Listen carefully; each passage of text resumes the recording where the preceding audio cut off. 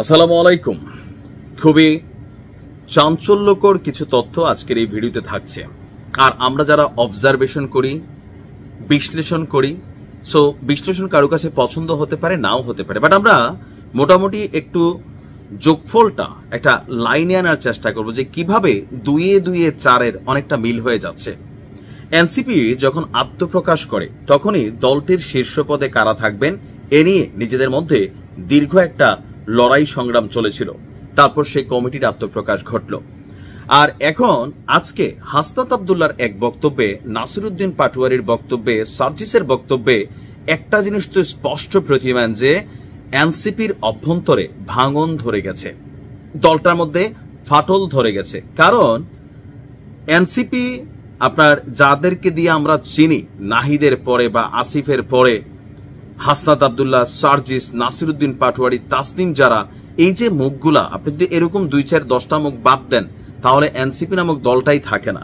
তো সেই যে হাই প্রোফাইল ক্যারেক্টারের লিডাররা এনসিপির, তারা যখন কক্সবাজারে ভ্রমণ করছেন তাদেরকে 24 ঘন্টার মধ্যে সশরীরে হাজির হয়ে কারণ দর্শানোর জন্য নোটিশ দেওয়া হয়েছিল আপনার কি বলা হয়েছে এনসিপির নাহিদ ইসলামের পক্ষ থেকে, পাশাপাশি আক্তার হোসেনের পক্ষ থেকে, যে কেন জুলাই আন্দোলনের এত গুরুত্বপূর্ণ দিবসে, যেখানে হাসনাতরা বলছিল যদি সরকার নির্বাচনের আগে ঘোষণা না দেয়, এই 5 আগস্টের আগে ঘোষণা না দেয়, নিজেরাই ঘোষণা দিয়ে ফেলবে, তো সেই হাসনাত সার্জিসরা কেন আপনার এই আন্দোলনের সময় মাঠে এই দিবসটাতে মাঠে উপস্থিত ছিল না।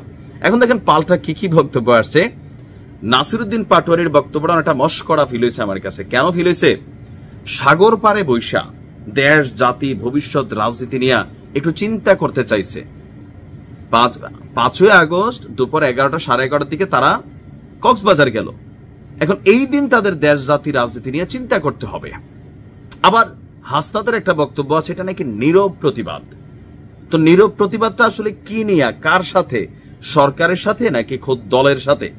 আবার হাসনাত বলছেন যে দলের উচিত ছিল আমাদের পাশে দাঁড়ানো। কি নিয়ে পাশে দাঁড়ানো? তোমরা কি দলীয় কোনো প্রোগ্রামে গেছো, অথবা গুরুত্বপূর্ণ কোনো অ্যাক্টিভিটিস ছিল কক্সবাজারে? তোমরা ঘুরে বেড়াচ্ছ, দামি দামি বিলাসবহুল হোটেলগুলোতে উঠছো, নিজেদের টাকা দিয়ে উঠছো। তো হাসনাত বলছেন অনেকটা ক্ষিপ্ত হইয়া দলের প্রতি, মানে নাহিদদের প্রতি, যে দলের উচিত ছিল গোয়েন্দা সংস্থা এবং অসৎ মিডিয়ার বিরুদ্ধে দৃঢ় ব্যবস্থা নেওয়া। তার পরিবর্তে এমন ভাষায় আমাদের বিরুদ্ধে শোকজ প্রকাশ করেছে যা মিথ্যা অভিযোগ এবং ষড়যন্ত্রকে উস্কে দিয়েছে।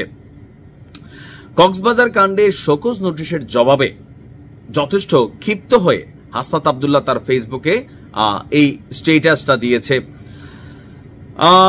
এরপরে আমরা যদি দেখি, নাসিরউদ্দিন পাটোয়ারি বলছেন যে ঘুরতে যাওয়া কোনো অপরাধ নয়। আমরাও কখনো বলি নাই যে ঘুরতে যাওয়া আসলে কোনো অপরাধ। আর এখানে যতটুকু আমরা দেখছি যে এখানে আপনার অনেক লম্বা চূড়া বক্তব্য আসছে। তো এই যে তাদের প্রত্যেকের ভাষাগত বিষয়টা আপনি যদি একটু খেয়াল করেন, যে দলীয় হাইকমান্ডকে বা দলকে তারা যেই ভাষায় শোকজের জবাবটা দিয়েছে, এটা আসলে কতটুকু যুক্তিসই? এতে কি স্পষ্ট হয় না যে দলটির ভিতরে নিজেদের টপ লিডারদের মধ্যে কিছুটা দূরত্ব হয়ে গেছে, ফাটল ধরেছে? সাগর পাড়ে বসে দেশ, দল, রাজনীতির ভবিষ্যৎ নিয়ে চিন্তা করতে চেয়েছি, এটা কোনোভাবেই একটা পজিটিভ অ্যান্সার হইতে পারে না আমার কাছে। না, আপনার এই শোকজের জবাবগুলো আসার পর থেকেই সোশ্যাল মিডিয়াতে কিন্তু এই বিষয়গুলো ভাইরাল হয়ে ঘুরছে। দলটির শীর্ষ নেতৃত্বের মধ্যে যে ফাটল আছে সেটা কিন্তু স্পষ্ট প্রমাণিত হয়ে গেছে। আপনি কি ভাবছেন? কমেন্টে লিখতে পারেন আপনার মূল্যবান মতামত।